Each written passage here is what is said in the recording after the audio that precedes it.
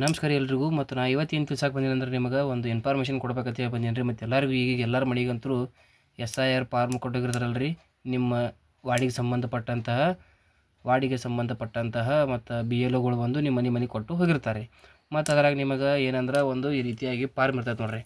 ಈ ರೀತಿಯಾಗಿ ಫಾರ್ಮ್ ಇರ್ತೈತೆ. ಇದು ಹಿಂಗೆ ಈ ಫಾರ್ಮ್ ಒಳಗೆ ಏನಿರ್ತೈತೆ ಅಂದ್ರೆ 1ನೇ ಕಾಲಮ್ ಒಳಗೆ 45 ವಯಸ್ಸು ಮೇಲ್ಪಟ್ಟವರು ತುಂಬೇಕ್ರಿ. ಇಲ್ಲಿ 2ನೇ ಕಾಲಮ್ ಒಳಗೆ 45 ವಯಸ್ಸು ಒಳಗಿನವ್ರು ತುಂಬೋದು ರೀ. ಅಂದ್ರೆ ಇದು 2002ರಾಗ ವೋಟ್ ಆಗಿರ್ತಾರೆ ರೀ. ಇದ್ರಾಗ 2002ರಾಗ ವೋಟ್ ಹಾಕ್ಲಾರ್ದವ್ರು. ಮತ್ತು ಇಲ್ಲಿ ತೆಳಗಿಂದಂತರೂ ಇಲ್ಲಿ ಮೂರನೇ ಕಾಲಮ್ ಒಳಗೆ ಎಲ್ಲ ಇದು ನಿಮ್ಮದು ಪ್ರೆಸೆಂಟ್ ಇನ್ಫಾರ್ಮೇಷನ್ ತುಂಬಬೇಕು ನೋಡ್ರಿ ಈ ಕಾಲಮ್ದಾಗಂತರೂ.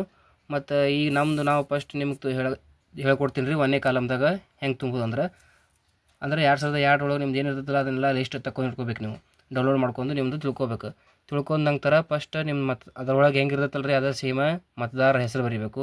ನೆಕ್ಸ್ಟ್ ಮತದಾರರ ಭಾವಚಿತ್ರದ ಲಭ್ಯವಿದ್ದಲ್ಲಿ ಅದನ್ನು ಬರೀಬೇಕು. ನೆಕ್ಸ್ಟ್ ಅದರೊಳಗೆ ಯಾವುದು ನಿಮ್ಮದು ಗಂಡನ ಹೆಸರಿದ್ದರೆ ಗಂಡನ ಹೆಸರು, ತಂದೆ ಹೆಸರಿದ್ರೆ ತಂದೆ ಹೆಸರು, ತಾಯಿ ಹೆಸರಿದ್ದರೆ ಅದನ್ನು ಬರೀಬೇಕು. ಇಲ್ಲಿ ಐತಲ್ಲ ರೀ ಸಂಬಂಧಿ ಹೆಸರು ಬರೀಬೇಕು. ಸಂಬಂಧಿ ಹೆಸರು ಸಂಬಂಧ ಏನೈತೆ ಅನ್ನೋದು ಅದನ್ನು ಬರೀಬೇಕು. ನೆಕ್ಸ್ಟ್ ಅಂದ್ರೆ ಉಳುಕಿದ್ದು ಜಿಲ್ಲೆ ರಾಜ್ಯ ಬರೀಬೇಕು.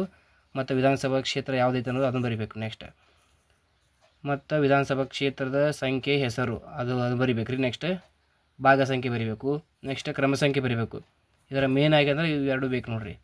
ಇದನ್ನು ಸರಿಯಾಗಿ ಬರೀಬೇಕು. ಅಂದ್ರೆ 2002 ಒಳಗೆ ವೋಟ್ ಹಾಕಿದವ್ರು ಇದ್ರಂದ್ರೆ ಮತ್ತು 45 ವಯಸ್ಸು ಆಗಿರ್ತಾವ್ರಿ, ಅವರು ಈ ಕಾಲಮ್ದಾಗ ಬರೀಬೇಕು.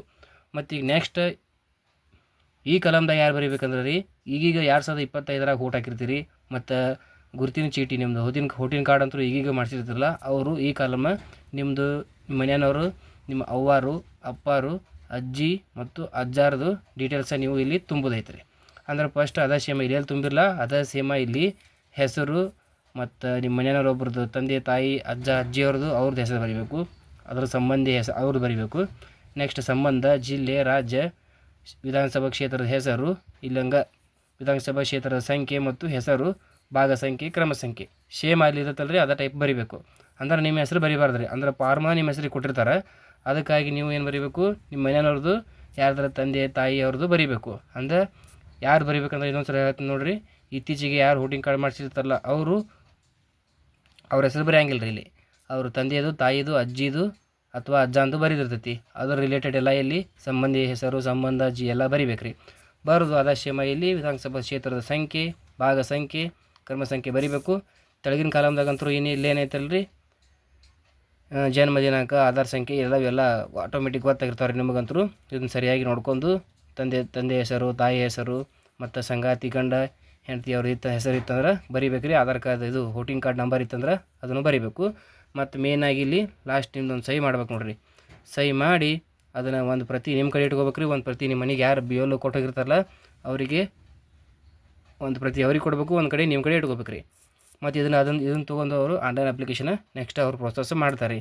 ಏನು ಸಿಂಪಲ್ ಐತೆ ರೀ ಇದು 45 ವಯಸ್ಸಾದವ್ರು ಮ್ಯಾಗಿನವ್ರು ತುಂಬಬೇಕು. ಅವ್ರ ಡೀಟೇಲ್ಸ್ 2002ರಾಗ ವೋಟ್ ಆಗಿರ್ತಾರೆ.